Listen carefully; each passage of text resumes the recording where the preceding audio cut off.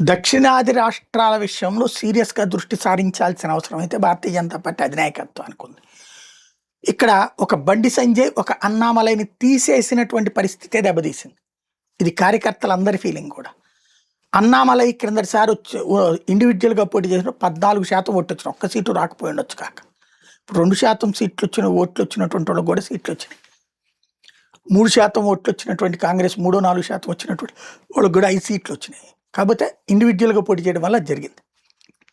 అన్నామలైనే కొనసాగించి ఉంటే కనీసం ఒక 15-20 స్థానాలన్నా గెలుచుకునేవాళ్ళు.